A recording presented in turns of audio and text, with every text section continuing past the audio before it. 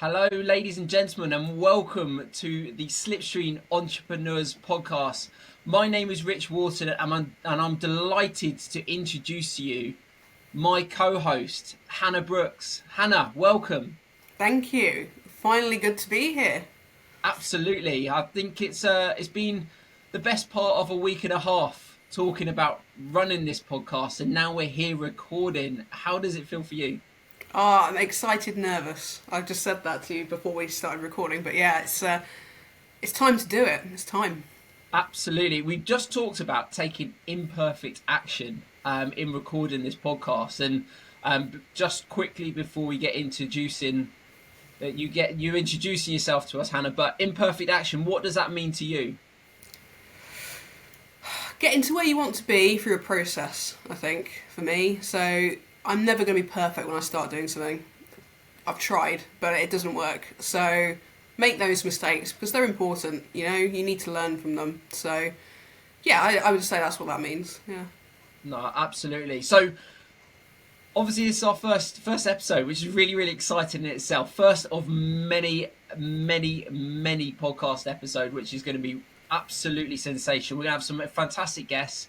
We're going to have some incredible value for our listeners. But to kick things off, tell us about number one. Tell us about you. Tell us about your story, your background, where you are, what you want to do, where you want to go. Give it all to us. Okay, well, where do we start? So, I have a very eclectic background, like super eclectic, and I always start that way because I just think people listen to what I've done and they go, hang on, how have you got this tapestry? But it's true, and I think it's actually just made me more balanced, if anything, and well-rounded. I'm not being big-headed when I say that, but I do think, I've not stuck to one sector through my whole career. I've moved around and brought different skills, and so I started in kind of leisure and entertainment, kind of managing cinemas, which is really like off the bat out of university kind of sort of stuff. Then I moved over to the National Space Centre and ran that, and then moved over to King Richard III Visitor Centre where they found the dead king, managed that. Then decided, you know what, I want to go into sport. I want to see what that's about. Sport's a huge sector.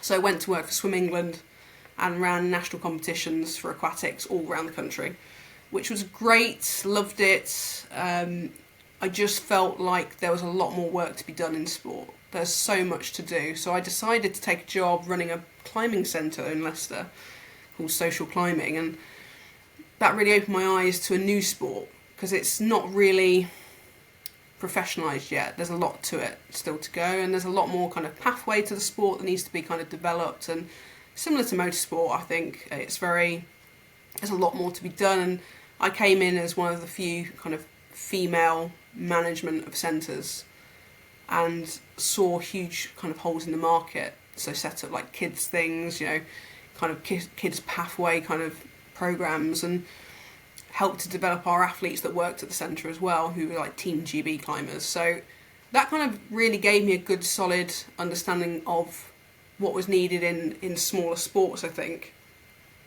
And then from that I went to work for the University of Leicester, just kind of managing like their commercial activity for sport, which was really kind of where I got my strategic eye in. And it was kind of, I really enjoyed the strategic side because it's where you can start to make proper changes for good. So for me, it was kind of like, okay, my contract's finished here, what do I do? So I set up my own business called The Mighty Venue People, and that's all about going to different places, different venues, whether it's arts, whether it's sport venues, whatever it is, and just helping them grow. And that has been very rewarding. Like it's kind of helping to professionalise the smaller venues like those climbing centres that really need that help in streamlining their offering for people. So it's what I can do with the skills that I've got, but it's very eclectic. So that's kind of my professional thing, but personally, like, I'm a big one for like personal development. And I know you are, Rich, as well. We kind of clicked over that, I think, originally. And I challenge myself every year to read as many books as possible. And I've just bought the book that you recommended to me, The Secret. So that's the next book on my list. Currently, I'm reading How to Win Friends and Influence People. So, yeah, it's I'm always pushing, I think. I'm always pushing to see what's next, see what the kind of conversations can be had to make better changes. So that's kind of me in a nutshell. But I suppose, Rich, what about you? Tell us about you. No, I mean, that's amazing. I'll just pick up on a couple of things before going in about me. But first things first, when you turn around and say, and it's funny actually, because I think back to what my mum said to me, but you said about how you've done loads of different things and you can bring different skills and add them together to make this concoction of skills, which isn't taught at school. We're taught to go down and choose a specific subject, taught, this is the path, this leads to this course at university or whatever. And, being different and having all those skills you can bring together just makes you something incredible, something very different to the norm, which I think is such a special thing. And my mum said to me, she was like, look, Rich, you're constantly jumping from different things and it's making you unemployable. And I was like, no, that's completely the opposite. I am learning all these skills from different sectors, bringing them together and using them for good. Like, that was my opinion. And what you said about personal development, I think, like you said, that's where we clicked. And we literally we jumped on a call, didn't know where it was going to go, just meeting someone new. We were like, we need to do a podcast together. We got things to do, and I think personal development has been huge in my life, and I'm so grateful that I can recommend The Secret to you, because I think it's going to be so powerful for you. You'll read that and go, oh my gosh, there's the Netflix film of it as well, which is incredible. But personal development's been huge in my life. But yeah, so a little bit about me. Funnily enough, I've worked in the emergency services since I left school.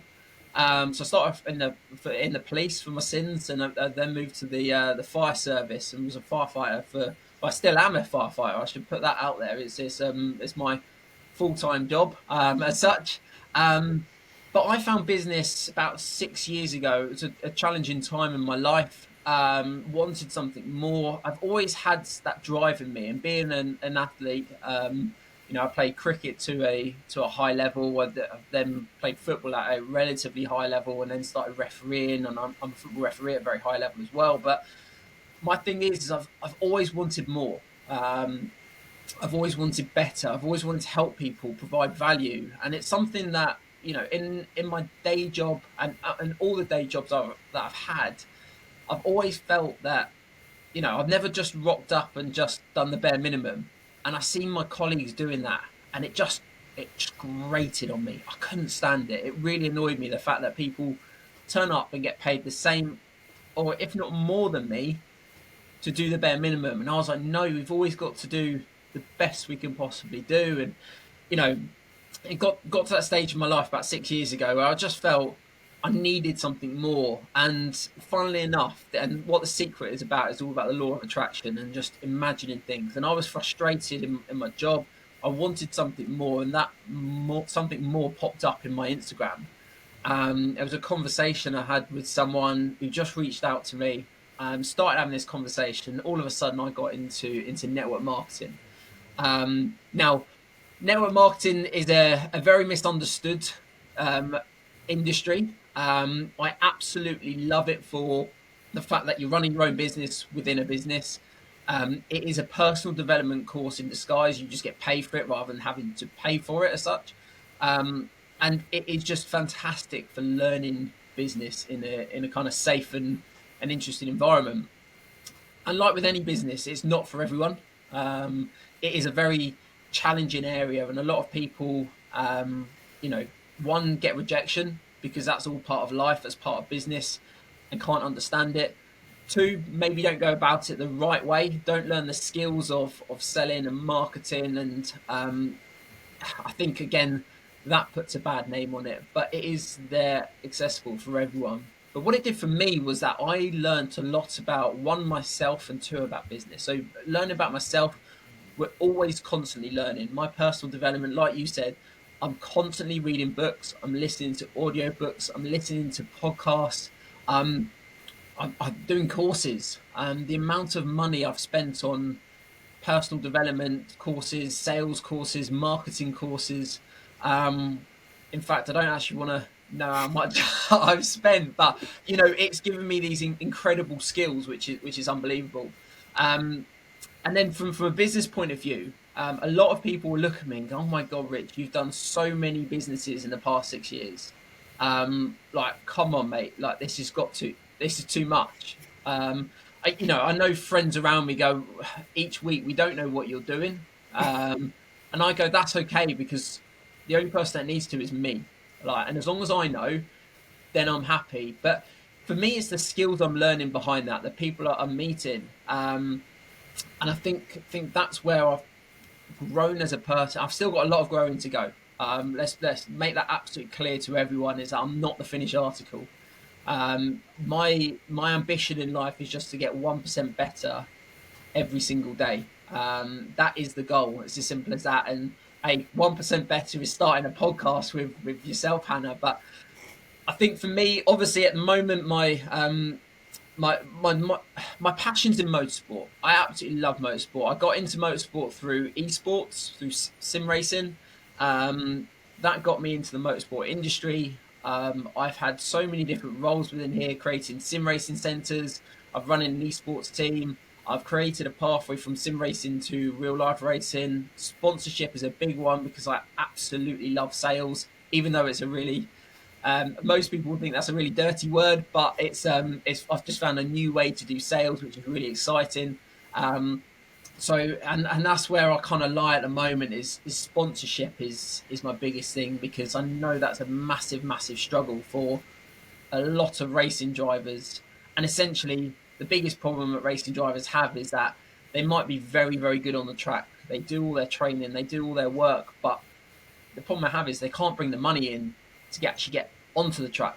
And I think those skills, and for me, I'm more of a coach, though I'm doing it myself and helping people get sponsorship. As a coach, I just think I need to help people learn those skills, so then they can go and do it themselves, not just rely on one person to do it for them. So that's a whistle stop tour on me and my life, which has been really sort of exciting. I mean, it's only really happened the last 6 years. Like, everything else kind of it's just fallen into place. But obviously, we've called this podcast the Slipstream Entrepreneurs Podcast. Tell us a little bit more, Hannah, about what that means to you.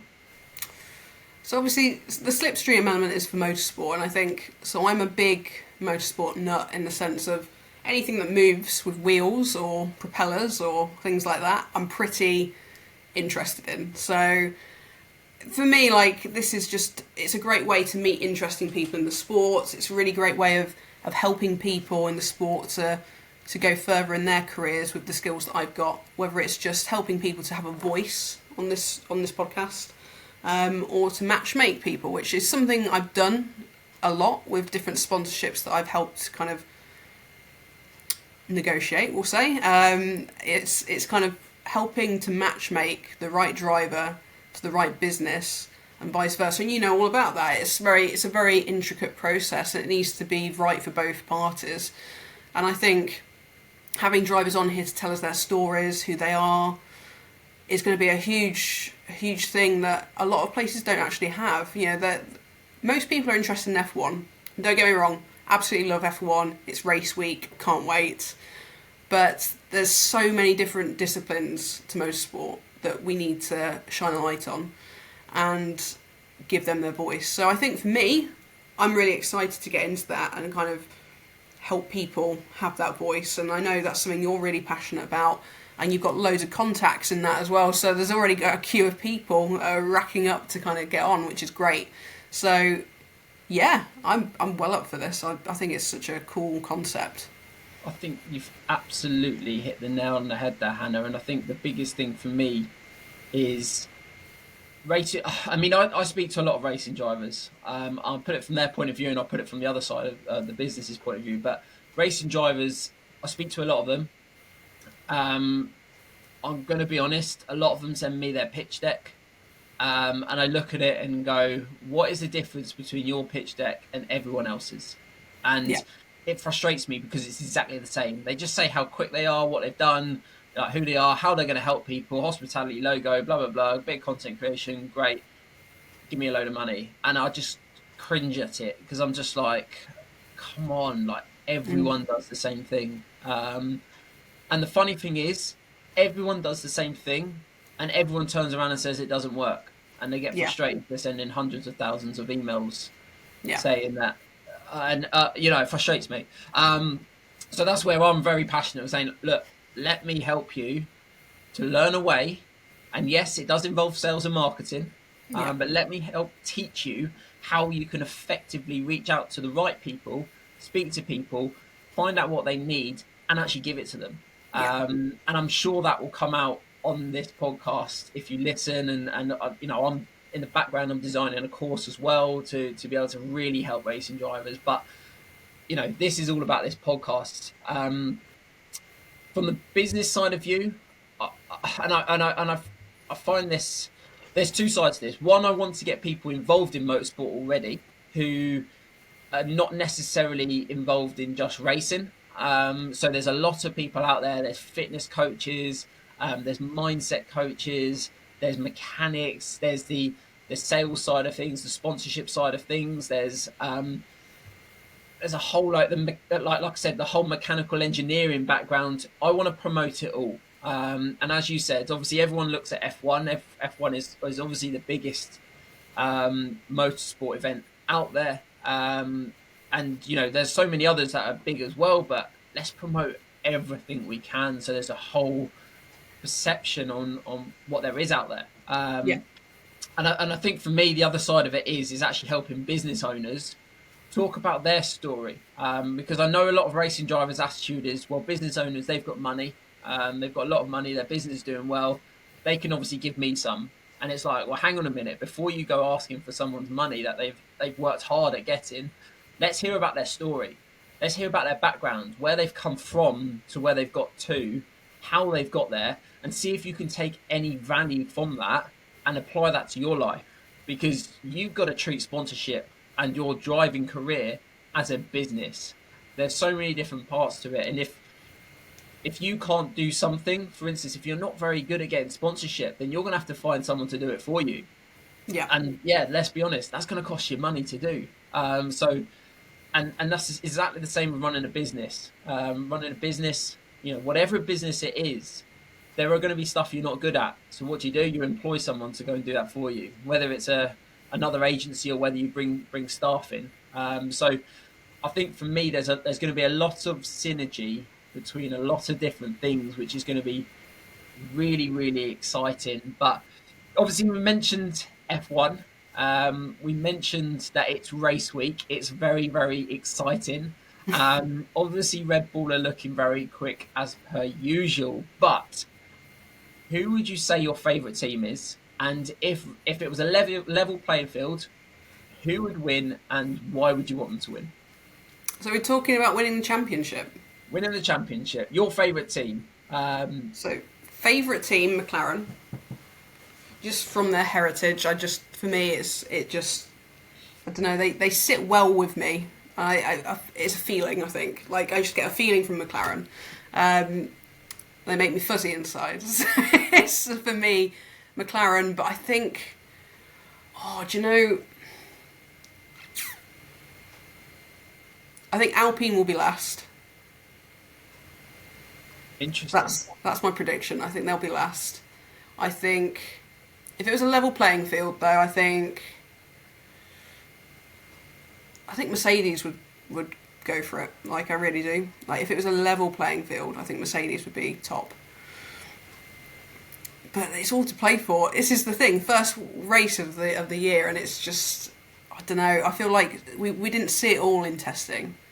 And I'm intrigued. I think the Red Bull's going to absolutely fly. I don't think we'll ever see it. In fact, just discount the first place. Because we're just never going to need to worry about that. Max will have it covered week in, week out. It's funny you say that, actually, because I watched the first episode of the new series of Drive to Survive. Yeah. And how I only watched one and not the whole series yesterday, I do not know, but I've got some catching up to do, which is really exciting. But Max said something really funny. He said it to Perez, and he goes, I don't need to spend time with them because I'll see them all on track. And I was like, No, but you're wrong, Max. You don't see him on track. You're miles down the road. Like, you So never see true. anyone else. Yeah, it's so true. What about you? Who's your favourite team? Who So do I you think would actually love you? McLaren. Like you, I'm a huge McLaren fan. Even my hair colour says so. It is. But no, I think the thing for me is, and what I love about McLaren is their fan engagement, and I Yeah. think this is why they do so well. And obviously, I mean, I love Lando. Lando's a great driver. It was I was absolutely gutted. Like, I'd love a Lando Daniel Ricciardo pairing. That would be the Oh, pinnacle. yeah. You know, but regardless of that, I think what they do, how they engage people, how they bring people in, they feel like a family. Yeah. And I think, the Red Bulls, they're all they're so well known. Red Bull being such an iconic brand and has been for a long, long time. But there's and they are pure winners. They are out there to win it. Are they the best at gauging people? Maybe not. Mercedes, you either love them, or you hate them. They're a little bit Marmite. I think Toto. I absolutely love Toto Wolff, but I can understand people not liking him as much. And then you look further down the field and look at some of the other people. Like Haas, Haas have come on a long, long way. Obviously, a whole load of changes for them as such. But for me, obviously, Gunter, Drive to Survive is amazing as a person. Justin, he's not going to be out and about this year, but he's just an incredible individual, and I think Drive to Survive has helped massively. And I know it's something that gets mentioned quite a lot because a lot of fans have come called Drive to Survive fans at the end of the day, Yeah. and a lot of fans have come in because of that, the access that has been given to Netflix to show that. But has that been good for the industry? Oh, I think so hugely. I mean, anything that's going to shine a light on the human side of a sport is going to help. I mean, Netflix has had a huge surge of them now, promoting different sports. You've got Full Swing, you've got, I can't remember the tennis one, Swing Point, something like that. But there's a whole host of them now, and they're all making. I'm now a fan of golf. Didn't think I ever would be. Didn't think I want to now go and try golf. So it makes people like different sports, and it makes people see these kind of human sides. And I think motorsport has always been, as a child, I used to see F1 on Channel 4 every Sunday afternoon, and I'd fall asleep to it as a kid. Because it was a comforting sound that I've just kind of grown up with. But now, you have people who are just like, what is F1? I recently had a conversation with someone who I was talking to about F1, how much I love it, and he said to me, but what's the female equivalent of F1? And I just kind of thought, well, that's it. It's for both genders. There's so much more education to do on the sport, and it's kind of like these programs. The conversations you see with the drivers, like Lewis Hamilton talking about, women being involved, and just those little conversations need to be had more. And I think it needs to be educated more. And these programs are only going to do good; they're never going to do any harm to it. I think, unless someone says really something bad. But I don't see that ever happening. So, yeah, I mean, I'm a big fan of the series. I think lockdown for me in 2020, I binged the first 2 series. It was a godsend. So yeah, I think more of it, please, Netflix. Absolutely. I'm in complete agreement. I think you hit the nail on the head there. I think it's something we're both very, very passionate about is that inclusivity within especially within sport in general, but especially in motorsport. We want to see it is a gender neutral, if that's the term to use. I don't know. This is new ground at the end of the day. Yeah, we'll go with that. We'll go with that. It sounded good anyway. But we want to see that competitive edge. We know that the likes of football, you can't necessarily, the laws of the game state you can't, and rugby, other sports like that, you can't have that sort of it'd just be unfair. It's not a level playing field. But within motorsport, it is as such. Or again, there's a lot of understanding that needs to be done. But why? How can we get more women to partake in the sport. I know there's the perception as well that needs to be changed. Back in the day, it was very much like it's mechanical, it's engineering, it's male. Yeah. Women don't do that as such. I think no, that's completely wrong. Let's encourage it. There's a whole generation coming through now. Let's encourage more ladies to get involved. And my thing is how can we do that? What do we need to do to be able to get more people involved on a regular basis and push that talent to the top? And that's the other thing for me, is pushing talent, regardless of your background, who you are, what you do, etc. I want to see talent at the top. If you've got raw natural talent, let's take that and put that on the biggest stages and go and see that. And again, sim racing's been massive for me. And I've actually I've recruited drivers through watching them sim race. And when I gave them those contracts, like, one, that was really exciting because it was something brand new, but it was like, that was really, really exciting, the fact that I've used talent identification through sim racing to lead them in motorsport. And hopefully more and more of that will come. But I'm conscious of the time, Hannah, and I've got an important question. I've got so many questions I want to ask. But one thing I really do want to ask is, and we mentioned this before, but if there was one person in the world that you could spend an hour with having a chat, who would it be and why? Yeah, we did speak about this earlier, and I popped to the loo and changed my mind about who I wanted to say. Oh, wow. Yeah. So originally I said Alan Rickman, just because I think he is amazing. You can hang off his every word. I think he'd be a great salesman. However, I'm going to change it to Marcus Aurelius, the great kind of Stoic philosopher, because he wrote Meditations, which I am working my way through, navigating it my way through. And I just think, he's taught me a lot about just seizing the day, seizing those opportunities, and just living those moments, because, that's something I've struggled with in the past. So I think for me, to sit down with him and just to see how a Stoic truly lived, and if it was as harsh as he makes it out, that he would literally sleep on a bed of rocks to make sure he really felt the nice comfortable bed when he did sleep in it, sort of thing, just to see how that was, really. So I think that's who I'd go for. I think over some red wine, very Roman of him. But how about you, Rich? Who would you have an hour's conversation with? You know what, it's just I changed my answer probably about 4 times in the space of about 5 minutes. And I'll go with who I finished off with. I went from, I'll just explain to the listeners where I started and went from. I went from Grant Cardone because I absolutely love learning about sales and stuff. I think he's an incredible human being. I think he's very misunderstood as well. Then went to a guy called Jim Rohn. If you don't know Jim Rohn, look him up because he will probably change your life. But he's a philosopher.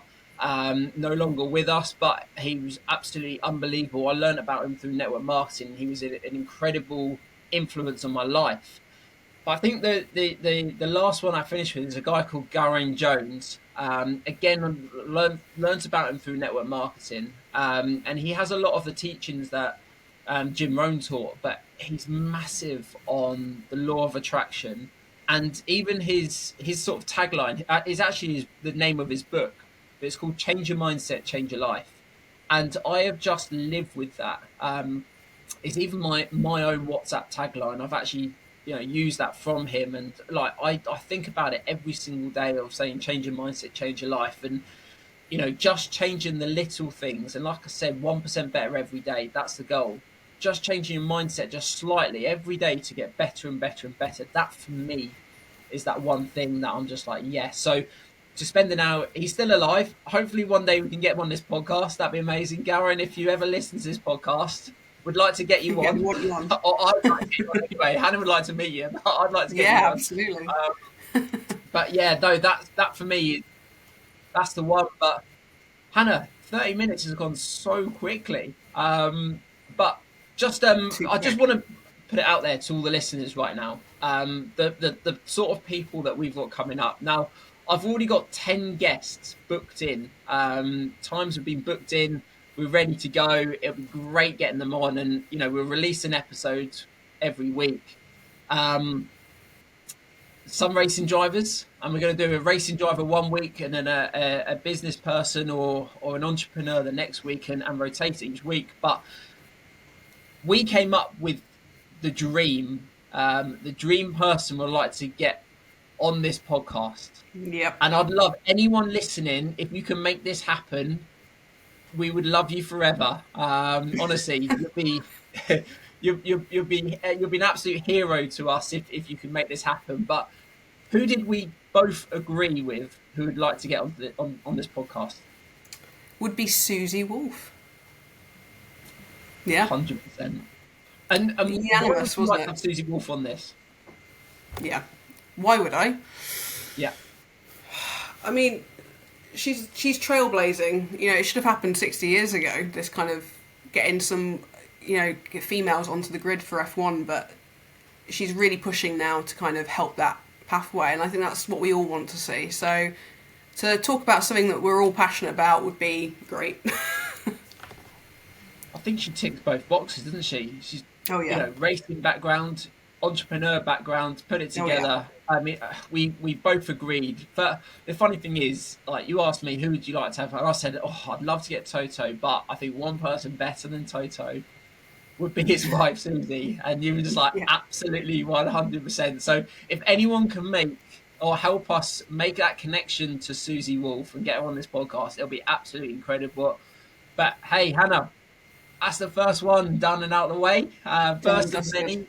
Thank you so much for your time. I cannot wait for our next episode. It's going to be absolutely epic. This journey is going to be incredible. But to finish off, thank you, Hannah. Thank you. And we'll see you on the next one. Yeah. Thanks, Rich. Take care. Bye.